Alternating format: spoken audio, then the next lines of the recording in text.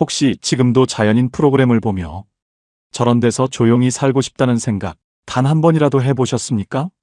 그 생각이 제 인생을 거의 끝낼 뻔했습니다. 작년 여름 태풍이 몰아치던 날, 저는 남해에 있는 제 무인도에서 팔이 부러지고 온몸이 피투성이가 된 채 바위 하나 붙잡고 밤새 구조만 기다렸습니다. 그런데 진짜 충격은 그 다음에 찾아왔습니다. 제가 꿈꿨던 자연인의 낭만 뒤에는 제 노후를 무너뜨린 잔혹한 현실과 덫이 숨어 있었습니다. 제가 왜 무인도를 샀는지, 그리고 왜 그곳에서 죽음을 기다리는 밤을 보내야 했는지 오늘 여러분께 반드시 말씀드리겠습니다. 자연인을 동경하며 나도 저런 데서 한번 살아보고 싶다는 마음으로 무인도를 알아보고 계신다면 이 영상을 끝까지 봐주세요. 제가 했던 그 어리석은 선택을 여러분만큼은 절대 반복하지 않으시길 바라며 이 이야기가 여러분의 노후를 지켜낼 마지막 경고가 되길 바랍니다. 시작 전 구독과 좋아요를 눌러주세요. 저는 올해 62 정명호입니다. 정년 퇴직하고 나서 벌써 7개월이 지났습니다. 처음엔 뭐 괜찮았어요. 아침에 늦게 일어나도 되고 출근 준비 안 해도 되고 회사 사람들 눈치 안 봐도 되니까요. 그런데 한 달, 2달 지나니까 이상한 기분이 들더라고요. 아침에 눈을 떠도 할 일이 없는 거예요. 집사람은 친구들이랑 동창회니 뭐니 하면서 늘 바쁘게 나가고 딸은 이미 시집가서 출가해버렸고 저는 그냥 TV 앞에 앉아있는 시간이 점점 늘어갔습니다. 하루 종일 TV만 보고 있으니까 이런 생각이 들더라고요. 회사 다닐 땐 그래도 가장이었잖아요. 월급 받아오는 사람, 집안 대소사 챙기는 사람. 그런데 이젠 뭐냐, 그냥 공간만 차지하고 있는 늙은이가 되어버린 것 같았습니다. 집사람한테 말을 걸어도 친구들 만나러 간다고 하고 친구들은 다들 자기 생활 바빠서 저는 그냥 혼자였습니다. 그러다가 어느 날이었어요. TV 리모컨 만지작거리다가 유튜브를 켰는데 추천 영상에 뭐가 떴냐면요. 혼자 사는 남자의 무인도 생활이라는 영상이었습니다. 처음엔 그냥 심심해서 눌러봤어요. 근데 이게 웬걸입니까? 파란 바다가 화면 가득 펼쳐지고 고요한 숲속에서 한 남자가 혼자 집 짓고 밭 가꾸고 물고기 잡아서 구워 먹는 모습이 나오는데 그걸 보는데 가슴이 막 뛰는 거예요. 저기라면 나도 다시 살아볼 수 있을 것 같았습니다. 아무도 나를 필요 없다고 생각하지 않는 곳, 내가 뭘 하든 상관없는 곳, 그저 나 혼자만의 공간에서 조용히 살 수 있는 곳. 그 영상을 보면서 저는 완전히 빠져들었습니다. 하루에 몇 개씩 자연인 영상을 찾아보고 무인도 생활 영상을 찾아보고 급기야 밤새도록 그런 영상만 보게 됐어요. 사실 저는 원래 바다를 좋아했습니다. 회사 다닐 때도 스트레스 받으면 혼자 낚시 가곤 했거든요. 새벽같이 일어나서 바다로 나가면 그때만큼은 제가 다시 살아있는 사람 같았어요. 회사에서 상사한테 깨지고 후배들한테 무시당하고 집에 와서도 바다 앞에 서면 그냥 한 명의 남자로 돌아갈 수 있었습니다. 낚싯대 들이우고 파도 소리 들으면서 멍하니 앉아있는 시간이 제 마지막 숨구멍이었던 거죠. 그래서 그 영상들을 보면서 이런 생각이 들었습니다. 나도 저렇게 살 수 있지 않을까? 퇴직금 받은 돈이 좀 있으니까 작은 섬 하나 사서 거기서 혼자 조용히 살면 어떨까? 아내는 친구들이랑 바쁘게 잘 지낼 테고 나는 내 공간에서 지내다가 주말에 왔다 갔다 하면서 내 방식대로 살고 그게 서로한테 더 좋은 거 아닐까 싶었어요. 그러던 어느 주말이었습니다. 오랜만에 낚시 동호회 친구들이 연락이 왔어요. 욕지도로 낚시 가자고. 저는 벌떡 일어나서 준비했죠. 새벽 5시에 일어나 짐 싸서 나가는데 몇 달 만에 처음으로 가슴이 설레더라고요. 아, 오늘은 내가 필요한 사람이 되는 날이구나 싶었습니다. 욕지도까지 가는 배 안에서 친구들이랑 이런저런 얘기 나누고 섬에 도착해서 낚시 포인트 잡고 낚싯대 들이오는데 그날은 유난히 날씨가 좋았어요. 바다가 거울처럼 잔잔하고 햇살이 수면에 반짝반짝 부서지고 멀리 작은 무인도들이 점점이 떠 있는 게 보이더라고요. 파도 소리만 조용히 들리고 갈매기 울음소리만 가끔 퍼지는 평화로운 풍경이었습니다. 그 순간이었어요. 제 가슴이 막 뛰기 시작했습니다. 저 멀리 보이는 작은 섬들을 보면서 이런 생각이 들었거든요. 저런 데서 나 혼자 조용히 살면 어떨까? 아무도 없는 곳에서, 아무 소리도 안 들리는 곳에서, 그저 바다바람이랑 파도 소리만 들으면서 살면 내가 다시 살아날 수 있지 않을까? 그날 낚시는 별로 안 됐어요. 고기가 잘 안 물더라고요. 근데 이상하게 저는 전혀 속상하지가 않았습니다. 그냥 바다를 보고 있는 것만으로도 좋았어요. 저 섬들을 보고 있는 것만으로도 제 잃어버린 자존감이 조금씩 돌아오는 것 같았습니다. 친구들은 고기 안 잡힌다고 투덜거렸지만 저는 그저 저 섬들만 계속 바라보고 있었어요. 집에 돌아오는 배 안에서도, 집에 도착해서도, 그날 밤 잠자리에 누워서도 저는 계속 그 섬들 생각만 했습니다. 그리고 다음 날 아침 저는 바로 검색을 시작했어요. 남해 무인도 매물, 남해 섬 매매, 이런 키워드로 부동산 사이트를 뒤지기 시작한 겁니다. 처음엔 그냥 궁금해서 찾아본 거였어요. 진짜 살 생각까지는 아니었고 그냥 얼마나 하나 보려고요. 근데 검색하면 할수록 점점 빠져들더라고요. 생각보다 가격이 천차만별이더라고요. 어떤 섬은 몇 억씩 하고 어떤 섬은 몇 천만 원이고 크기도 다르고 위치도 다르고.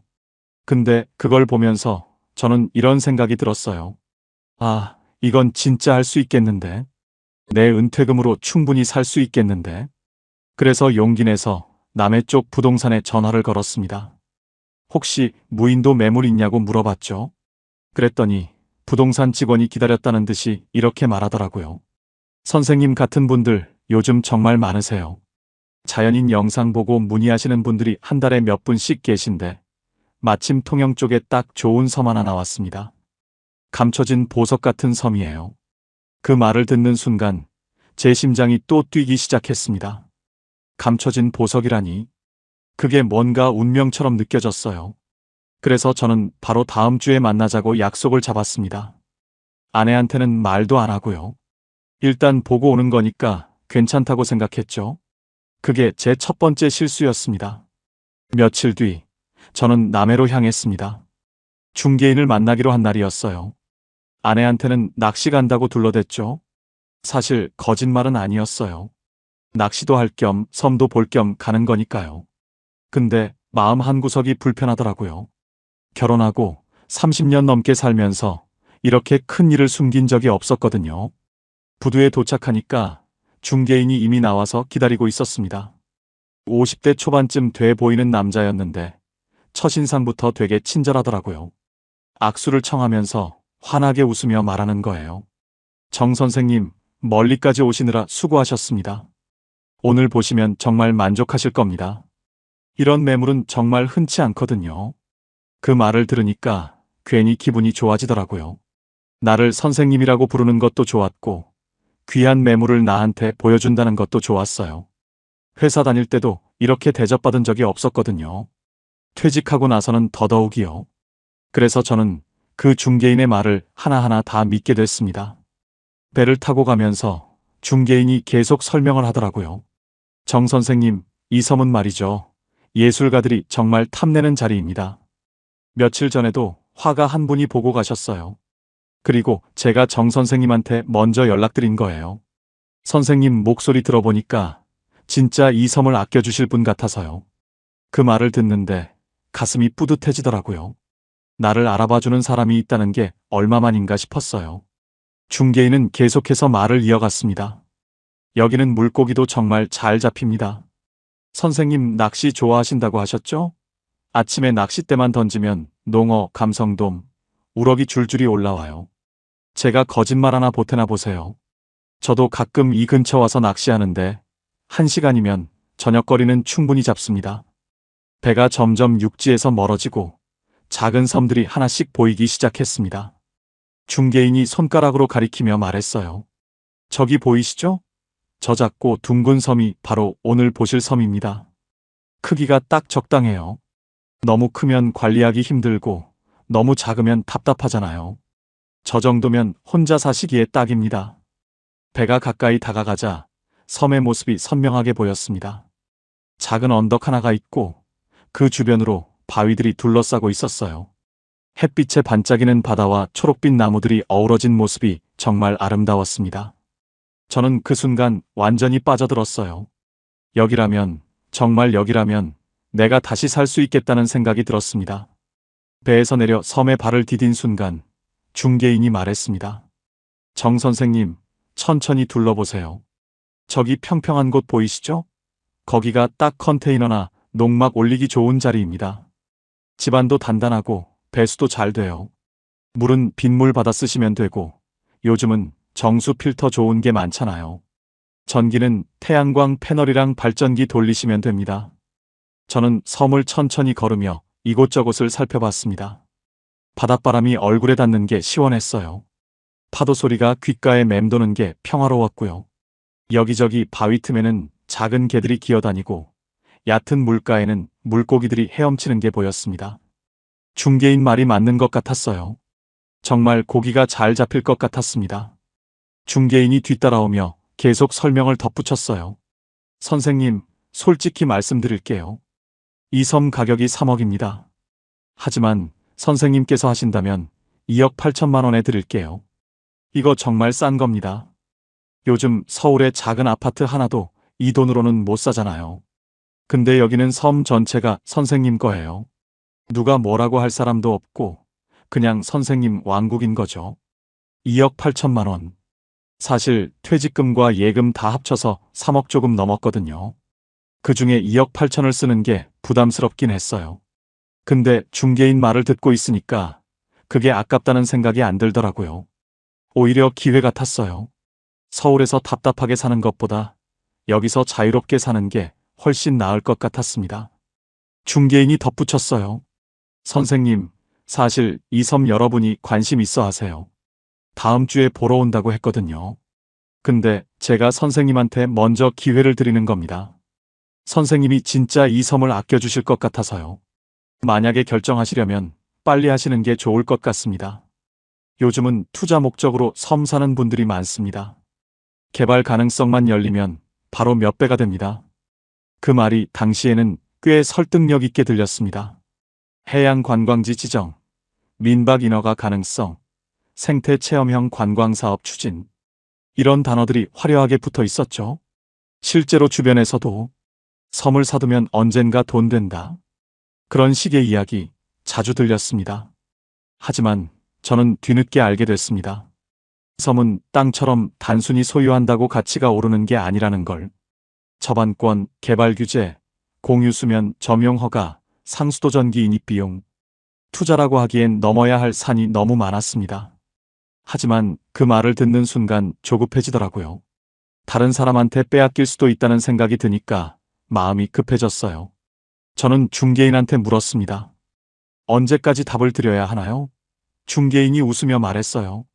빠르면 빠를수록 좋죠. 근데 중요한 결정이니까 일주일 정도는 드릴게요.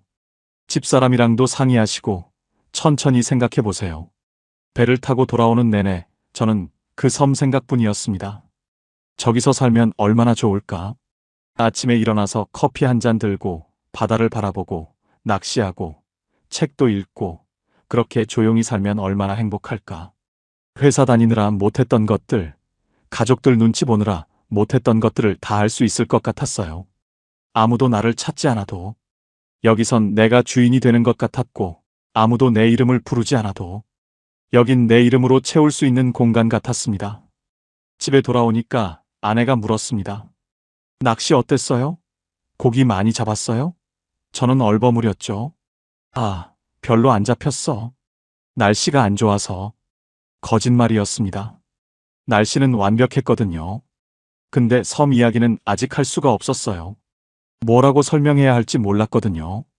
그날 밤, 저는 침대에 누워서도 잠이 안 왔습니다. 눈만 감으면 그 섬이 보였어요. 파란 바다, 하얀 파도, 초록빛 나무들. 그리고 그 한가운데서 혼자 서 있는 제 모습이 보이는 것 같았습니다. 자유롭고 당당하고 누구한테도 무시당하지 않는 그런 모습이요. 다음 날부터 저는 섬 생활에 대해 본격적으로 알아보기 시작했습니다. 유튜브에서 무인도 생활 영상을 더 찾아봤고 컨테이너랑 발전기 가격도 검색했어요. 빗물 저장 탱크는 어떤 게 좋은지 하나하나 메모해 가면서 계산했습니다. 계산을 해보니까 초기 투자비는 섬값 빼고도 한 1,000만 원 정도 더 들 것 같았어요. 컨테이너 설치비, 발전기, 생활용품, 낚시 도구, 이것저것 사야 할 게 많더라고요. 근데 그래도 할 만하다고 생각했어요. 한 번만 투자하면 되니까요. 그 다음부터는 생활비만 조금씩 들 거고요. 저는 공책에 한 달 생활비도 계산해 봤습니다. 왕복 배삭기 한 달에 한두 번 다녀온다 치고 20만 원 정도. 생수랑 연료비가 한 달에 12만 원. 식자재비가 20만 원 정도. 그러면 한 달에 50만 원 정도면 살 수 있을 것 같았어요. 국민연금이랑 저축해둔 돈 이자로도 충분히 감당할 수 있는 금액이었습니다. 저는 계산기를 덮으며 중얼거렸어요. 이 정도면 괜찮아. 할 수 있어. 근데 아직도 아내한테 말을 꺼내지는 못했습니다. 뭐라고 말해야 할지, 어떻게 설득해야 할지 막막했거든요. 그래서 며칠을 더 고민했어요. 그러다가 일주일이 다 되어가던 어느 날 저녁이었습니다. 아내가 친구 만나고 들어와서 거실 소파에 앉아 TV를 보고 있었어요. 저는 용기를 내서 말을 꺼냈습니다. 여보, 나 할 얘기가 있어. 아내가 리모컨을 내려놓으며 저를 쳐다봤어요. 뭔데요? 표정이 좀 심각한데. 저는 핸드폰을 꺼내서 그날 찍어온 섬 사진들을 보여줬습니다. 이거 봐. 통영에 있는 섬인데 되게 괜찮지 않아? 아내가 사진을 보더니 어이없다는 표정으로 물었어요. 이게 뭐예요? 여행지예요? 저는 숨을 깊이 들이쉬고 말했습니다. 아니, 이거 살 생각이야. 아내의 얼굴이 순식간에 굳어지더라고요. 뭐라고요? 이걸 산다고요? 저는 최대한 차분하게 설명하려고 했습니다. 여보, 들어봐. 나 요즘 집에만 있으니까 너무 답답해. 아무것도 할 게 없고, 누구한테도 필요한 사람이 아닌 것 같고. 근데 여기 가서 살면 달라질 것 같아. 내 공간에서 내 방식대로 살 수 있잖아. 아내가 사진을 확대해서 보더니 기겁을 하는 거예요. 여보, 정신 차려요. 여기 봐요. 물도 없고 전기도 없잖아요. 당신 허리 안 좋은 거 잊었어요? 작년에 디스크 때문에 얼마나 고생했는데. 이런 데서 어떻게 살아요? 저는 준비한 대답을 했습니다. 빗물 받았으면 되고 발전기 돌리면 전기도 나와. 요즘은 다 그렇게 산다니까. 아내가 한숨을 크게 쉬더니 말했어요. 그래서 얼만데요? 이거 사려면 얼마나 들어요? 저는 조심스럽게 대답했습니다. 2억 8천. 아내가 벌떡 일어서더라고요. 2억 8천만 원이요? 우리 그동안 모은 돈 다 3억 조금 넘는데 그걸 여기다 다 쏟아붓겠다고요? 미쳤어요? 노후 자금은 어떻게 하려고요? 아내가 한참을 저를 바라보더니 한숨을 쉬었습니다. 그러면서 말했어요. 당신 낚시 영상이나 자연인 영상 보면서 환상 가진 거 알아요. 근데 그게 현실이라고 생각해요? TV는 좋은 것만 보여주는 거예요. 실제로 가면 얼마나 힘든지 알아요? 저는 고집을 부렸죠. 해보지도 않고 어떻게 알아? 나는 할 수 있어. 그리고 투자 목적으로 섬 하나 산다고 생각해도 돼. 개발 가능성만 열리면 몇 배 뛴대. 그렇게. 1시간 넘게 실랑이가 이어졌습니다. 아내는 계속 만류했고 저는 계속 고집을 부렸어요. 결국 아내가 조건을 내걸었습니다. 알았어요. 근데 약속 하나 해요. 한 달만 살아보고 정말 안 되겠다 싶으면 바로 돌아오는 거예요. 그리고 혼자 결정하지 말고 중요한 건 꼭 나한테 상의해요. 알았죠? 저는 그 말에 고개를 끄덕였습니다. 그래, 한 달만 해볼게. 안 되면 돌아올게. 사실 그때는 한 달이면 충분히 적응할 수 있을 거라고 생각했어요. 그리고 일단 가기만 하면 아내도 마음을 바꿀 거라고 믿었습니다. 돌이켜보면 그게 제 두 번째 큰 실수였어요. 다음 날 저는 중개인한테 전화를 걸었습니다. 사겠습니다. 계약은 언제 하면 되나요? 중개인이 기뻐하는 목소리로 대답했어요. 아, 정 선생님 정말 잘 결정하셨습니다. 후회 안 하실 겁니다. 이번 주 안에 계약하시죠? 서류 준비해 놓을게요. 일주일 뒤, 저는 남해의 부동산 사무실에 앉아 있었습니다. 두툼한 계약서가 앞에 놓여 있었고, 중개인이 한 장 한 장 넘기며 설명했어요. 여기 서명하시고요. 여기도 서명하시고, 도장은 여기 찍으시면 됩니다. 저는 손이 떨리는 걸 느꼈습니다. 긴장 때문인지, 흥분 때문인지는 잘 모르겠더라고요. 계약금으로 5천만 원을 송금하고 잔금은 한 달 뒤에 치르기로 했습니다. 그 사이에 등기 이전 준비를 하고 섬 정리도 좀 하기로 했어요. 중개인이 악수를 청하며 말했습니다. 축하드립니다, 정 선생님. 이제 섬 주인이십니다. 그 말을 들으니까 가슴이 벅차올랐어요. 내가 섬 주인이라니. 내 소유의 땅이 생겼다. 한 달이 지나고 잔금을 치르는 날이 왔습니다. 2억 3천만 원을 송금하는데 손이 떨렸어요. 평생 모은 돈의 대부분이 한순간에 빠져나가는 거니까요. 근데 후회는 안 됐습니다. 오히려 설레었어요. 이제 정말 내 섬이구나. 내 왕국이 생긴 거구나. 등기가 완료되고 섬의 소유권이 제 이름으로 바뀌었습니다. 중개인이 등기부등본을 건네주며 말했어요. 이제 진짜 섬 주인이십니다. 정 선생님, 좋은 일만 있으실 겁니다. 저는 그 서류를 받아들고 한참을 바라봤어요. 토지 소유자 정명호. 그 글자가 눈부시게 빛나 보였습니다. 드디어 섬으로 들어가는 날이 왔습니다. 컨테이너 설치는 일단 한 달을 지내보고 하기로 했어요.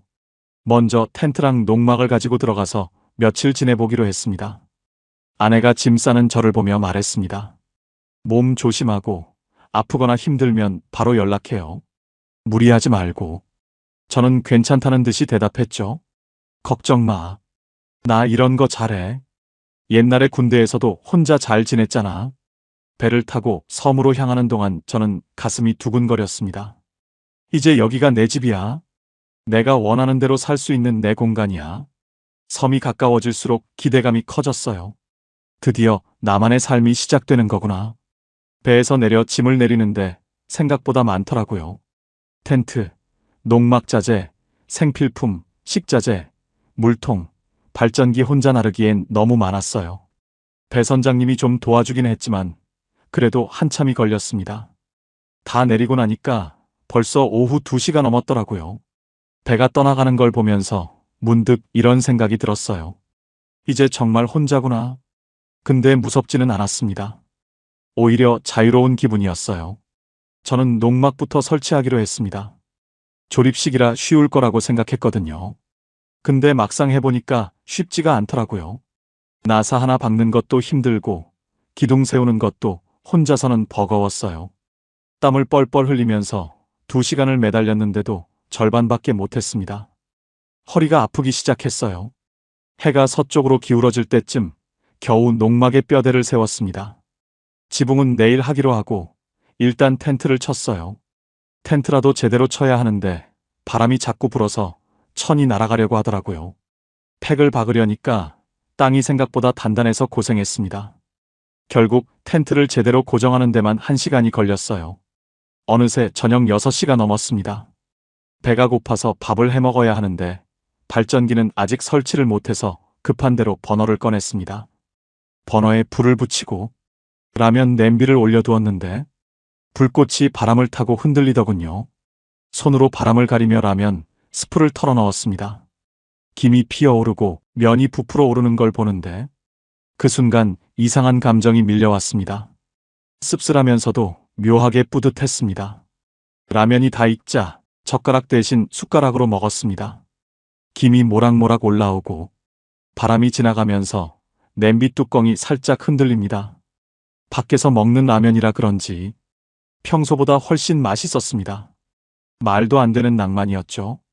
적막한 섬 한가운데 나무 사이로 바다 소리가 들어오고 머리 위에서는 새들이 울고 해는 천천히 내려가는 중이었습니다. 그때 혼잣말로 중얼거렸습니다. 그래, 이런 느낌이 필요했던 거지. 다른 사람들은 모르지만 그 시간만큼은 정말 내가 살아있다는 감각이 뚜렷했습니다. 밥 한 끼 먹는 게 별일 아니지 않습니까? 그런데 그날은 그게 큰 사건이었어요. 누가 차려준 밥도 아니고 배달 온 음식도 아니고 내가 불 켜서 끓여낸 내 식사. 너무 사소하지만 그게 나를 버티게 하는 힘이었습니다. 그날은 그렇게 이 섬이 내 공간이라는 착각 속에서 기분 좋게 하루를 마무리했습니다. 그리고 바로 그 다음 날부터 그 낭만이 얼마나 얇고 위험한 환상인지 온몸으로 알게 되었습니다. 밥을 먹고 나니 어느새 어둠이 내려앉았습니다. 랜턴을 켰는데 생각보다 어두웠습니다. 불빛이 손바닥만큼만 퍼지고 그 밖은 완전히 먹먹한 어둠이었습니다. 농막 안에 들어가 누웠습니다. 처음엔 TV에서 보던 자연인들처럼 파도 소리가 참 낭만적으로 들렸어요. 바닥을 두드리는 물소리, 먼 데서 부서지는 파도 소리, 그게 마치 자장가 같았습니다. 그런데 시간이 조금 지나자 분위기가 달라졌습니다. 누워 있어도 눈이 감기지 않고 귓가에 들리던 파도 소리가 점점 또렷해지더니 그게 깊은 곳에서 울리는 소리처럼 들렸습니다. 바람이 불기 시작하자 나뭇가지가 서로 부딪히는 소리가 들리고 농막 벽이 아주 미세하게 흔들리는 느낌이 났습니다. 그제야 알겠더군요. 낭만이라는 게 조명이 있을 때만 유지되는 거라는 걸. 첫날 밤은 제대로 잠을 못 잤습니다. 바람이 불 때마다 텐트가 흔들렸고 파도 소리가 너무 커서 신경이 쓰였어요. 새벽 4시쯤 잠깐 잠들었다가 5시에 깼습니다. 몸이 뻐근했어요. 바닥이 딱딱해서 허리가 더 아팠습니다. 아침에 일어나서 제일 먼저 한 게 낚시였어요. 중개인이 고기가 잘 잡힌다고 했으니까 아침 식사는 낚시로 해결하려고 했죠. 바위로 나가서 낚싯대를 들이웠습니다. 1시간을 기다려도 아무것도 안 물었어요. 미끼만 자꾸 떨어져 나갔습니다. 통발도 전날 설치해뒀거든요. 아침에 건져 올렸는데 텅 비어 있었습니다. 게 한 마리도 안 들어왔어요. 중개인 말이 거짓말이었나 싶었죠. 아니면 제가 방법을 잘못 쓴 건가. 결국 아침도 라면으로 때웠습니다. 둘째 날부터 본격적으로 문제가 보이기 시작했어요. 농막 지붕을 덮으려고 올라갔는데 바람이 너무 세게 불더라고요. 지붕천이 자꾸 날아가려고 해서 고정하기가 힘들었습니다. 그러다가 균형을 잃고 미끄러질 뻔했어요. 아찔했습니다. 여기서 다치면 누가 구해주나 싶었죠. 사흘째 되던 날이었습니다. 물이 빠진 시간이라 바닥이 드러나 있었고 그 틈틈이 조개가 붙어 있었습니다. 이 정도면 오늘 저녁은 해결되겠네. 그렇게 생각하고 조개를 캐기 시작했습니다. 근데 바위가 생각보다 훨씬 더 미끄러웠습니다. 물기가 남아있는 데다가 이끼가 촘촘하게 끼어 있어서 발을 디딜 때마다 몸이 흔들렸습니다. 한 손으로 바위를 짚고 다른 손으로 조개를 떼어냈는데 조개 껍질이 날카롭다 보니 손등이 긁히기도 했습니다. 조그만 양동이에 조개를 담아가는데 그걸 들고 움직이는 것도 쉽지 않았습니다. 한참 해초를 뜯고 있는데 갑자기 발이 헛디뎠습니다. 미끄러운 바위 틈에 다리가 쑥 빠지면서 그대로 넘어졌어요. 무릎이 바위에 부딪히고 종아리가 날카로운 바위 모서리에 긁혔습니다. 순간 찢어지는 듯한 통증이 올라왔어요. 종아리를 보니까 피가 철철 흐르고 있었습니다. 다행히 응급약이 있어서 소독하고 거즈로 감았습니다. 근데 피가 계속 배어나오더라고요. 거즈를 여러 겹 감고 압박했더니 겨우 멈췄어요. 농막으로 돌아와서 누웠는데 다리가 욱신욱신 쑤셨습니다. 진통제를 먹고 쉬었는데도 통증이 가라앉지 않았어요. 밤이 되니까 더 심해졌습니다. 상처 부위가 뜨겁게 달아오르고 열이 나기 시작했어요. 감염된 것 같았어요. 소독을 제대로 못한 걸까? 바닷물에 세균이 들어간 걸까? 온갖 생각이 다 들었습니다.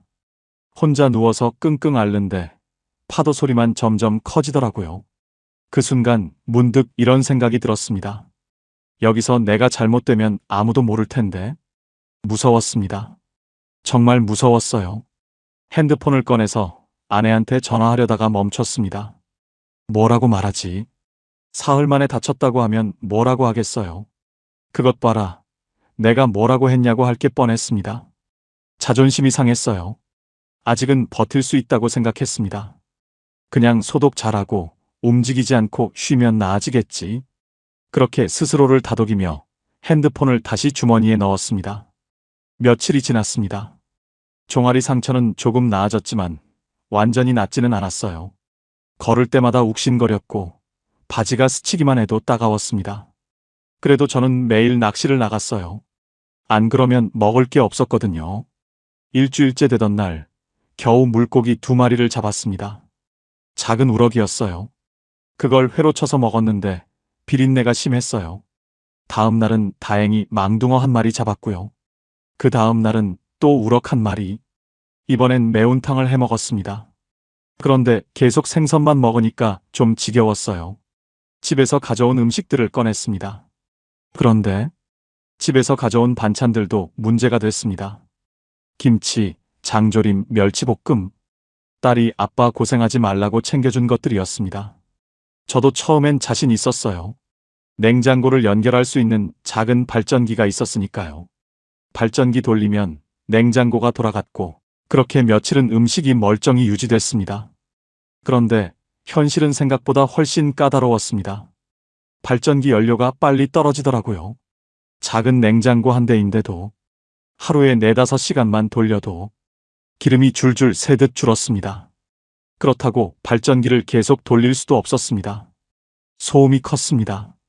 적막한 섬에 발전기 소리가 울리면 머리가 먹먹해질 정도였어요. 그래서 결국 잠깐만 켜두고 다시 끄자. 이런 방식으로 버텼는데 문제는 냉장고 문을 여닫는 순간에 온기가 확 들어오고 내부 온도가 한번 올라가면 그 상태로 몇 시간 방치되는 겁니다. 결국 김치는 셋째 날쯤부터 물이 생기고 신맛이 올라오기 시작했어요. 장조림도 겉에 기름막이 말라붙어서 숲냄새 같은 게 올라오기 시작했습니다. 멸치볶음은 더 심각했습니다. 냉장고에 넣어놨는데도 문을 여닫는 사이에 개미들이 들어와 뚜껑 주변이 까맣게 변했습니다. 저는 그걸 보면서 작은 플라스틱 통을 손에 들고 가만히 서 있었습니다. 딸이 챙겨준 건데 이걸 버려야 하는구나. 냉장고를 쓴다고 해결되는 문제가 아니었습니다. 섬에서는 냉장고와 실온의 경계가 모래처럼 쉽게 무너졌습니다. 결국 반 이상을 버렸습니다. 그날 밤 저는 버린 통을 들고 앉아 싱겁게 라면 한 그릇을 또 끓였습니다. 라면 스프를 넣으며 속으로 중얼거렸습니다. 그리고 그 순간이 섬 생활에 대한 환상이 처음 흔들리던 순간이었습니다.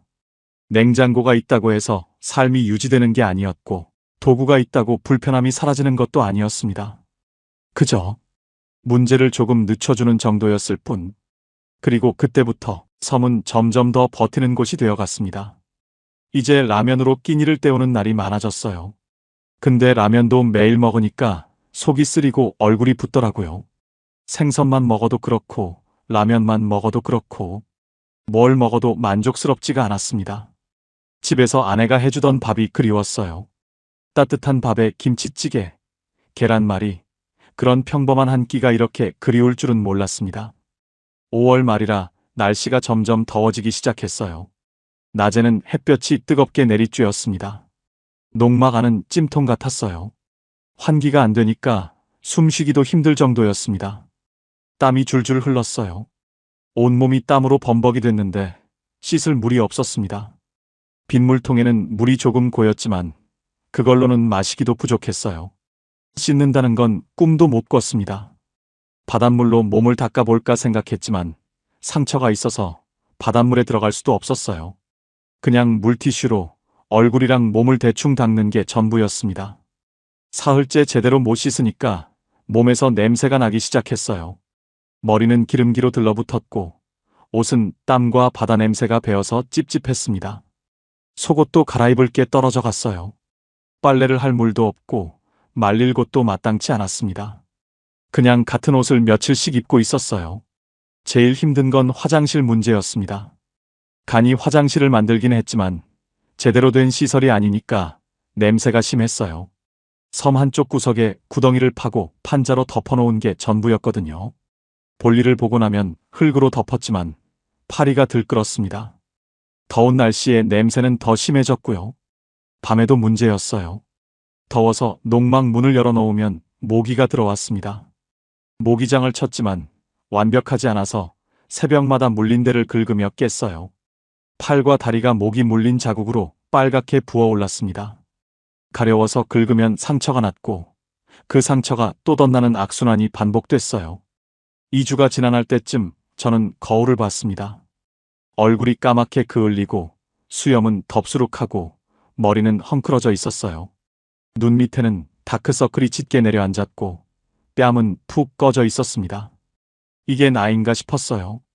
불과 열흘 전만 해도 깔끔하게 면도하고 다녔는데 이제는 노숙자 같은 모습이 되어 있었습니다. 그렇게 제 모습을 확인하고 오전에 낚시를 하다가 멀리서 배소리가 들렸어요. 누가 오나 싶어서 바라봤는데 제가 선장님과 함께 서 있었습니다. 혼자 오는 게 아니라 누군가 함께 타고 있었어요. 딸도 함께 있었습니다. 배가 섬에 닿자 아내와 딸이 내렸습니다. 두 손에 가득 짐을 들고 있었어요. 아내가 저를 보더니 놀란 표정으로 물었습니다. 여보, 얼굴이 왜 그래요? 많이 여윈 것 같은데? 저는 괜찮다고 둘러댔지만 목소리에 힘이 없었어요. 딸이 짐을 내리며 말했습니다. 아빠, 엄마가 걱정돼서 못 견디겠다고 하셔서 왔어요. 반찬이랑 음식 좀 가져왔어요. 아내가 가져온 봉지를 열었습니다. 김치, 반찬통 여러 개, 과일, 생수 2박스, 라면 1박스, 통조림, 과자까지. 그걸 보는 순간 눈시울이 뜨거워졌어요. 아내가 농막 안을 둘러보더니 한숨을 쉬었습니다. 여기서 어떻게 산다고 그래요? 이게 사람 사는 곳이에요?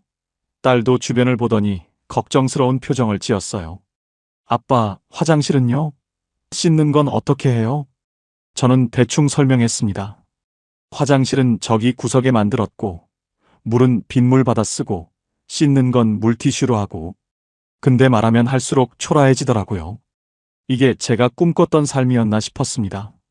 아내가 제 얼굴을 찬찬히 보더니 손으로 제 뺨을 만졌어요. 많이 힘들었죠? 그 말에 저는 눈물을 참았습니다. 딸이 제 어깨를 안으며 말했습니다. 아빠, 집에 가요. 여기서 이러지 말고 집에 가요. 아내도 고개를 끄덕였어요. 여보, 무리하지 마요. 당신 건강이 제일 중요해요. 돈은 또 벌면 되지만 건강 잃으면 돌이킬 수 없어요. 저는 고개를 저었습니다. 아직 못 가. 조금만 더 있으면 적응할 수 있어. 여기서 한 달 적응하면 컨테이너 지을 거야. 그러면 지금보다 나아질 거야. 아내가 단호하게 말했어요. 지금 당장은 아니어도 좋아요. 근데 언제든 힘들면 돌아온다고 약속해요. 여기서 무리하다가 큰일 나면 어떡해요? 아내와 딸이 돌아간 후 저는 다시 혼자가 됐습니다. 그들이 두고 간 반찬과 음식들을 보면서 조금은 버틸 힘이 생겼어요. 근데 마음 한구석은 더 공허했습니다. 아내와 딸의 걱정스러운 눈빛이 자꾸 떠올랐거든요.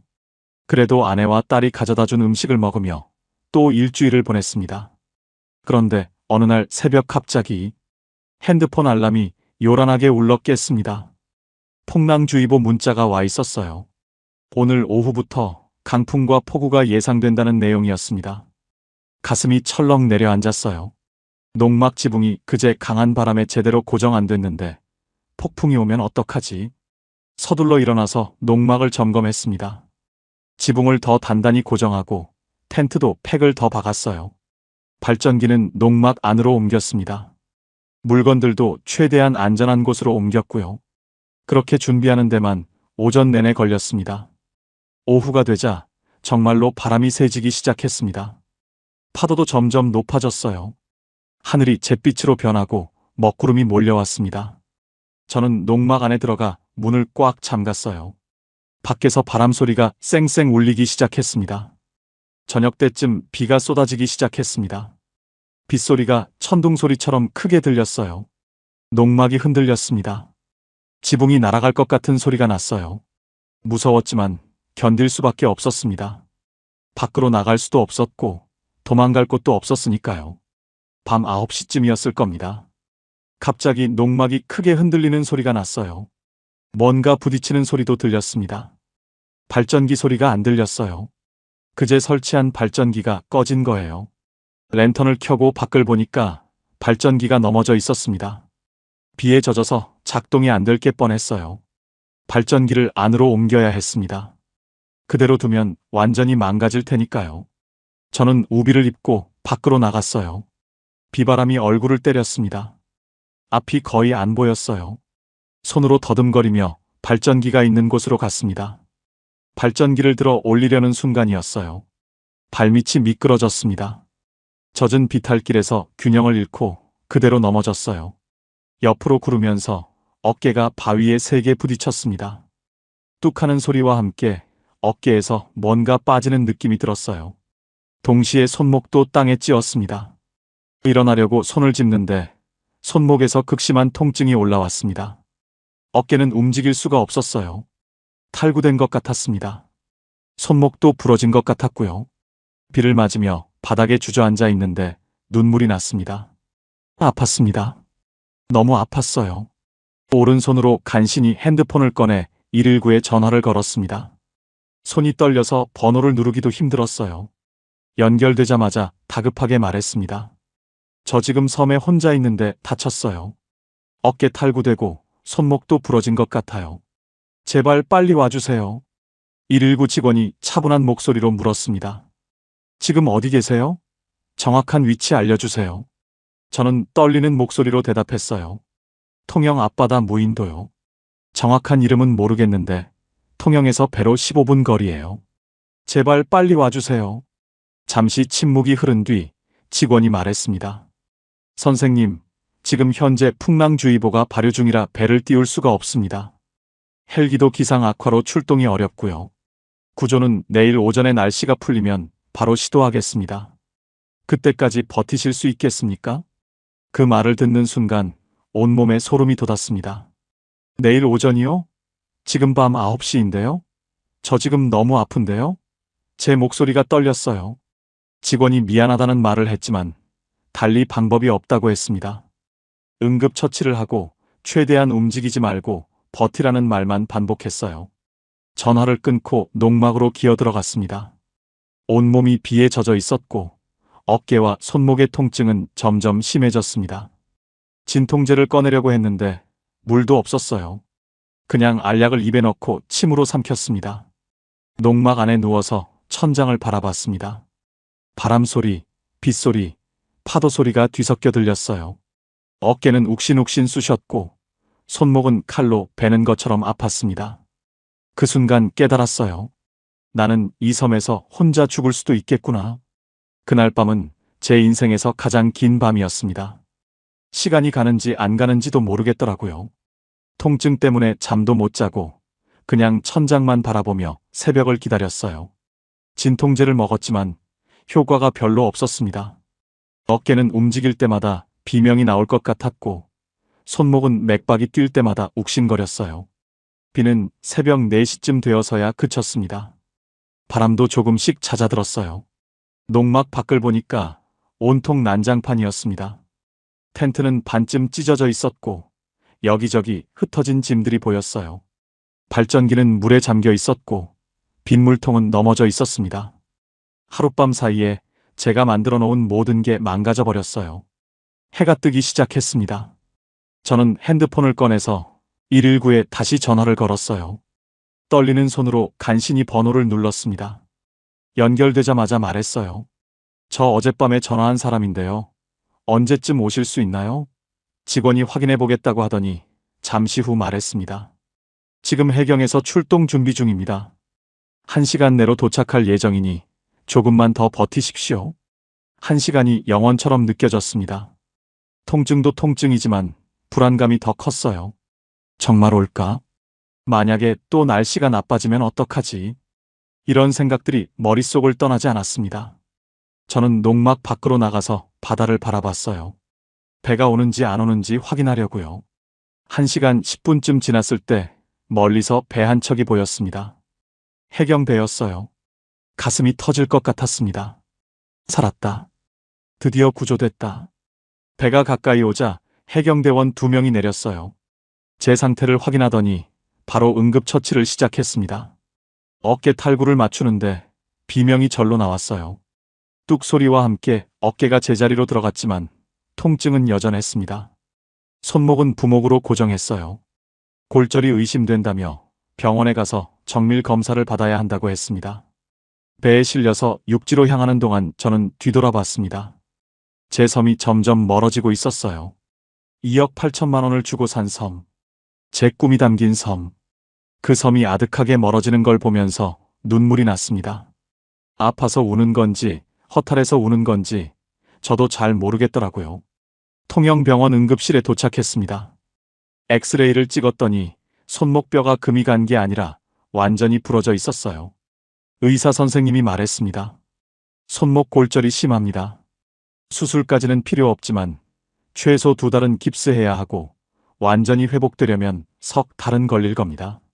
어깨 탈구도 인대 손상이 있어서 1달은 무리하시면 안 됩니다. 병실에 입원했습니다. 간호사가 보호자 연락처를 물었고 저는 어쩔 수 없이 아내 번호를 알려줬어요. 1시간 뒤에 아내가 달려왔습니다. 병실 문을 열고 들어오는 아내의 얼굴을 보는데 차마 눈을 마주칠 수가 없었어요. 아내는 아무 말도 하지 않았습니다. 그냥 제 침대 옆에 앉아서 깁스한 손목을 바라봤어요. 한참을 침묵이 흘렀습니다. 결국 제가 먼저 입을 열었어요. 미안해. 내가 잘못했어. 아내가 한숨을 쉬며 말했습니다. 살아있어서 다행이에요. 정말 다행이에요. 그날 밤 아내가 돌아간 후 저는 혼자 병실에 누워 생각했습니다. 도대체 내가 뭘 한 거지? 평생 모은 돈을 쏟아부어서 산 게 뭐지? 다치고 고생하고 아내한테 걱정 끼치고 이게 내가 원했던 삶이었나? 이틀 뒤 퇴원했습니다. 집으로 돌아가는 차 안에서 아내가 물었어요. 그 섬 어떻게 할 거예요? 저는 대답했습니다. 팔아야지. 더 이상은 못해. 아내가 고개를 끄덕였어요. 알았어요. 빨리 정리하는 게 좋겠어요. 집에 도착해서 저는 바로 중개인한테 전화를 걸었습니다. 섬을 팔고 싶습니다. 얼마에 팔 수 있을까요? 중개인이 잠시 침묵하더니 말했어요. 지금 시장 상황이 좀 안 좋아서요. 한번 알아보고 연락드리겠습니다. 일주일을 기다렸는데 연락이 없었어요. 제가 다시 전화를 걸었습니다. 어떻게 됐나요? 중개인이 애매하게 말을 흐렸어요. 선생님, 지금 무인도 매물이 많이 나와 있어서 팔기가 쉽지 않습니다. 조금 더 기다려보시죠. 1달이 지났습니다. 깁스를 한 채로 집에만 있으니 답답했어요. 중개인한테 계속 전화했지만 매번 같은 대답뿐이었습니다. 시장이 안 좋다. 매수자가 없다. 조금만 더 기다려달라. 그러던 어느 날 남해에 볼 일이 있어서 갔다가 중개사무실 근처를 지나게 됐어요. 문득 직접 가서 얘기해야겠다는 생각이 들었습니다. 사무실 문을 열고 들어갔는데 중개인은 없고 다른 직원이 있었어요. 저는 그 직원한테 물었습니다. 저번에 섬 거래한 정명호인데요. 사장님 계신가요? 직원이 잠시 후에 온다며 기다리라고 했어요. 저는 의자에 앉아서 기다렸습니다. 그때 밖에서 누군가 얘기하는 소리가 들렸어요. 사무실 문이 살짝 열려 있어서 밖에 대화가 들렸습니다. 두 남자가 담배를 피우면서 얘기하는 것 같았어요. 한 사람이 말했습니다. 여기 사장 아직도 그러고 있어? 몇 달 전에도 섬 팔아놓고 문제 많았잖아. 다른 사람이 대답했어요. 그러게. 가격 부풀려서 팔고 나중에는 연락도 안 되고 피해자가 한두 명이 아니래. 근데 증거가 없으니까 처벌도 못 받는다더라. 그 대화를 듣는 순간 머릿속이 하얘졌습니다. 내가 당한 거구나. 완전히 당한 거구나. 잠시 후 중개인이 들어왔습니다. 저는 최대한 침착하게 물었어요. 섬 매매 얘기 좀 하죠. 솔직히 말해주세요. 지금 팔 수 있나요? 없나요? 중개인이 난처한 표정을 지으며 말했습니다.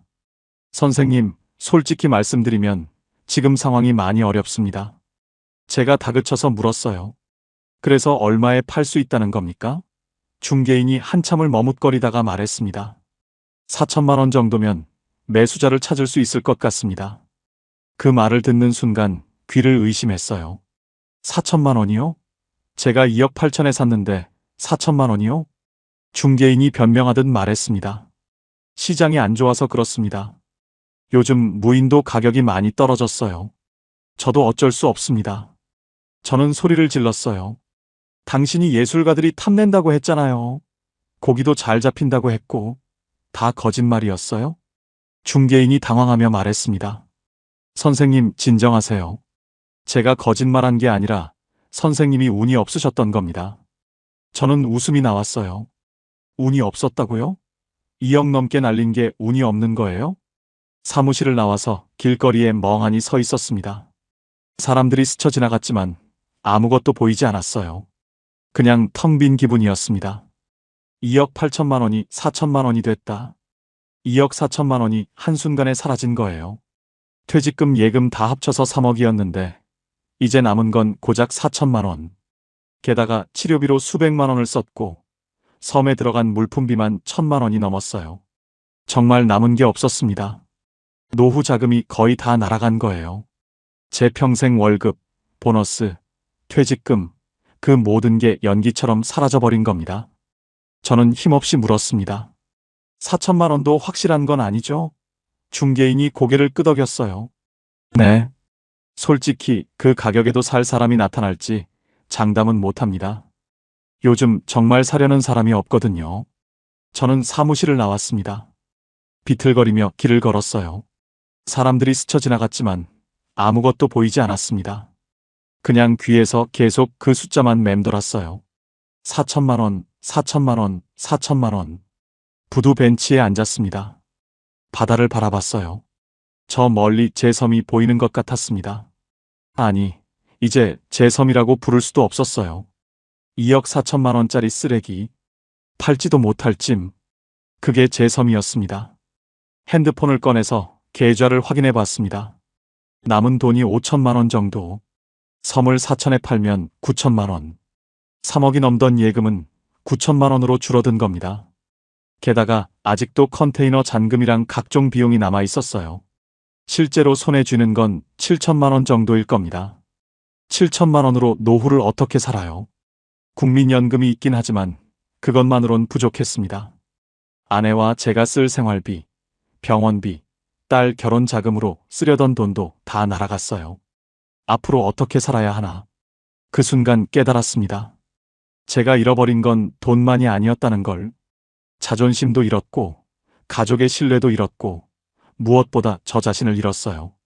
저만의 섬으로 도망치려 했던 제가, 새로운 삶을 살겠다던 제가, 결국 아무것도 아닌 사람이 되어버렸습니다.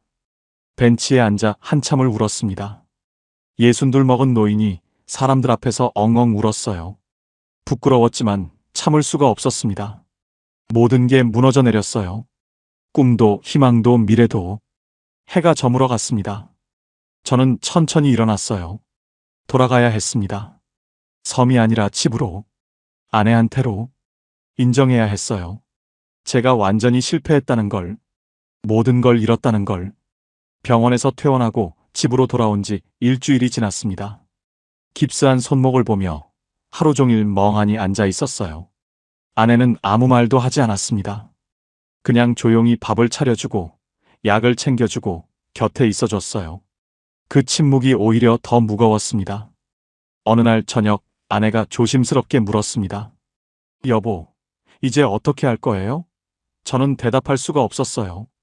어떻게 하긴 뭘 어떻게 해요? 남은 돈 몇 천만 원으로 노후를 살아야죠. 아내가 한숨을 쉬며 말했습니다. 돈 얘기가 아니에요. 당신 얘기예요. 당신은 이제 뭘 하고 살 건지 물어보는 거예요. 그 질문에 저는 할 말이 없었습니다. 뭘 하고 살지 생각해 본 적이 없었어요. 그냥 섬에서 살면 될 줄 알았거든요. 근데 그게 실패로 끝나버렸고 이제 저는 아무것도 아닌 사람이 됐습니다. 며칠을 더 그렇게 보냈습니다. 침대에 누워서 천장만 바라보고 TV를 켜도 내용이 하나도 안 들어오고 밥을 먹어도 맛이 없었어요. 살아있는 건지 죽어있는 건지 모를 나날이었습니다. 한 달이 지나 깁스를 풀었습니다. 손목은 아직 완전히 낫지 않았지만 일상생활은 할 수 있을 정도였어요. 의사 선생님이 말했습니다. 무리하지 마시고 무거운 거 들지 마시고 재활 운동 꾸준히 하세요. 석 달 정도면 완전히 회복될 겁니다. 그러던 어느 날 출가한 딸이 찾아왔습니다. 딸이 제 옆에 앉으며 말했습니다. 아빠, 이러지 마세요. 아빠가 이러시니까 엄마도 너무 힘들어하세요. 저도 걱정돼요. 저는 딸을 쳐다볼 수가 없었습니다. 딸 결혼할 때 많이 도와주지도 못했는데. 미안해. 아빠가 잘못했어. 딸이 제 손을 잡으며 말했어요. 아빠, 그런 거 상관없어요. 저는 아빠가 건강하게 살아계시는 게 더 중요해요. 그 말을 듣는데 또 눈물이 났습니다. 이 나이에 딸한테 위로를 받다니 한심했어요. 딸이 계속 말했습니다. 아빠, 일어나세요. 뭐라도 하시면서 사세요. 집에만 계시면 더 우울해지세요. 밖에 나가서 사람도 만나시고 일도 좀 찾아보세요. 딸이 돌아간 후 저는 생각했습니다. 그래, 뭐라도 해야 한다. 이렇게 있으면 정말 죽을 것 같다. 다음 날 아침 저는 오랜만에 면도를 했습니다. 옷도 깨끗한 걸로 갈아입고 밖으로 나갔어요. 어디로 가야 할지 막막했습니다. 일단 걸었어요. 동네를 걸으며 주변을 둘러봤습니다. 식당, 카페, 편의점, 세탁소. 여기저기 아르바이트 구인 광고가 붙어 있었어요. 근데 제 나이에 손목도 완전히 낫지 않은 상태로 할 수 있는 일이 있을까 싶었습니다. 1시간쯤 걷다가 큰 음식점 앞에 섰습니다. 고급 레스토랑이었어요. 유리문 너머로 손님들이 식사하는 모습이 보였습니다. 그때 입구에 붙은 구인 광고가 눈에 들어왔어요. 발렛 파킹 직원 구함. 나이 무관. 성실하신 분. 발렛 파킹이라. 차를 주차해주는 일이면 저도 할 수 있을 것 같았어요. 손목도 이제 많이 나았으니까요. 저는 용기를 내서 안으로 들어갔습니다. 매니저를 만나고 싶다고 했더니 젊은 남자가 나왔어요. 제 상황을 설명했습니다. 퇴직한 지 얼마 안 됐고 성실하게 일하겠다고. 매니저가 저를 한참 쳐다보더니 물었습니다. 왜 이 일을 하시려고요? 솔직히 나이도 있으신데. 저는 잠시 망설이다가 솔직하게 대답했습니다. 퇴직하고 나서 잘못된 투자로 재산을 많이 잃었어요. 이제 다시 시작해야 합니다. 일하지 않으면 살 수가 없어요. 매니저가 고개를 끄덕이더니 말했습니다. 알겠습니다. 내일부터 나오시죠. 그렇게 저는 첫 일자리를 구했습니다. 발렛 파킹. 회사 다닐 때는 상상도 못했던 일이었어요. 근데 이상하게 기분이 나쁘지 않았습니다. 뭐라도 할 수 있다는 게, 누군가 저를 필요로 한다는 게 감사했어요. 다음 날부터 일을 시작했습니다. 첫날은 정말 어색했어요. 손님들이 고급 승용차를 몰고 오면 제가 차 키를 받아서 주차장에 세워야 했습니다. 처음에는 떨려서 사이드미러를 긁을 뻔하기도 했어요. 손목도 아직 완전히 낫지 않아서 핸들을 돌릴 때 조심해야 했습니다. 근데 며칠 지나니까 익숙해졌습니다. 차를 조심히 주차하고 손님이 나올 때 차를 가져다 주고. 단순한 일이었지만 나쁘지 않았어요. 특히 비 오는 날이면 손님들한테 우산을 씌워드렸는데 고맙다는 말을 들을 때마다 기분이 좋았습니다. 어느 날 나이 드신 부부가 오셨어요. 할아버지가 허리가 안 좋으신지 천천히 걸으시더라고요. 저는 급히 우산을 들고 다가가서 할아버지를 부축해드렸습니다. 식당 입구까지 모셔다 드렸더니 할머니가 제 손을 꼭 잡으며 말씀하셨어요. 고맙습니다. 요즘 이렇게 친절한 분 보기 힘든데. 그 말을 듣는데 가슴이 뭉클했습니다. 섬에서 혼자 있을 때는 느낄 수 없었던 감정이었어요. 사람과 사람 사이의 온기. 누군가를 도와주고 고마움을 받고 그렇게 서로 연결되는 느낌. 이게 진짜 사람 사는 거구나 싶었습니다. 퇴근하고 집에 돌아오면 아내가 저녁을 차려놓고 기다렸어요. 오늘 어땠어요? 아내가 물으면 저는 그날 있었던 일들을 얘기했습니다. 어떤 손님이 팁을 주셨다는 얘기, 비 오는 날 우산 씌워드렸더니 고맙다고 하셨다는 얘기. 사소한 일상이었지만 아내는 웃으며 들어줬어요. 몇 달이 지났습니다. 매일 출근하고 성실하게 일하고 월급을 받았어요. 많은 돈은 아니었지만 제 손으로 번 돈이라 뿌듯했습니다. 그 돈으로 아내한테 꽃도 사주고 시집간 딸 네 집에 과일도 사다 주고 손자 용돈도 조금씩 줬어요. 어느 주말 저는 문득 남해에 가고 싶어졌습니다. 아내한테 말했더니 같이 가자고 하더라고요. 우리는 함께 남해로 향했습니다. 부두에 도착해서 바다를 바라봤어요. 맑은 날이었습니다. 햇살이 수면에 부서지고 갈매기들이 울며 날아다녔어요. 저 멀리 작은 섬들이 보였습니다. 그 섬을 바라보며 생각했습니다. 저는 왜 저기로 도망가려 했을까? 사람들한테서 멀어지면 자유로워질 줄 알았는데 오히려 제 자신을 잃어버렸어요. 고독 속에서 위로를 찾으려 했지만 진짜 위로는 사람들 곁에 있었습니다. 아내가 제 손을 잡았습니다. 후회돼요? 저는 고개를 저었어요. 후회는 안 해요. 덕분에 깨달았으니까요.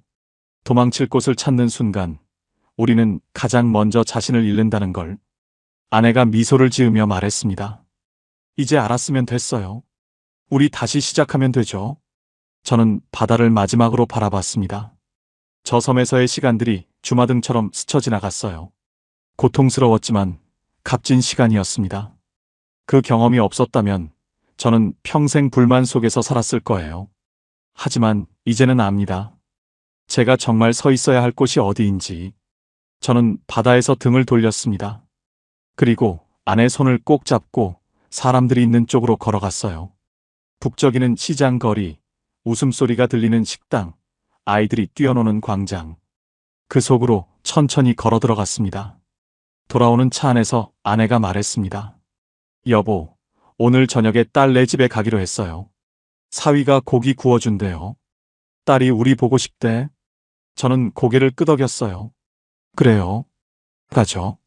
가족과 함께하는 저녁. 그보다 소중한 게 어디 있겠습니까? 집에 도착해서 옷을 갈아입으며 거울을 봤습니다. 거울 속에 제 얼굴은 많이 변해 있었어요. 주름도 더 깊어지고 머리도 더 휘어졌습니다. 근데 예전보다 표정이 밝았어요. 살아있는 사람의 얼굴이었습니다.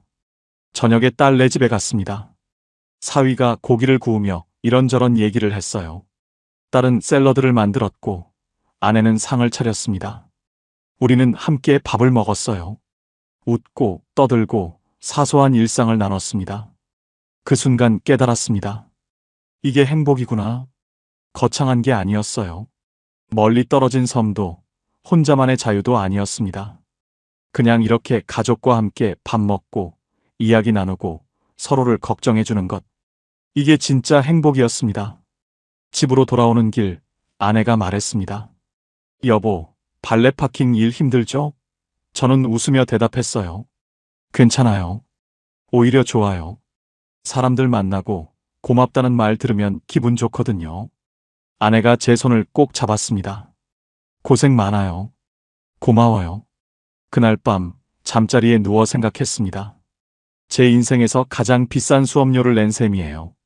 2억 4천만 원이라는 돈으로요. 근데 그 대가로 배운 게 있습니다. 도망은 해결책이 아니라는 것. 자유는 혼자 있는 게 아니라 사람들 속에서 자기 자리를 찾는 거라는 것. 그리고 행복은 멀리 있지 않다는 것. 물론 모든 사람이 저처럼 큰 실패를 할 필요는 없겠지만 제가 하고 싶은 말은 이겁니다.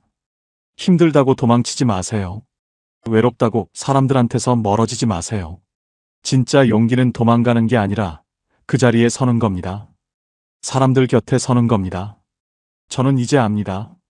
우리는 도망칠 곳을 찾는 순간 가장 먼저 자신을 잃는다는 것을.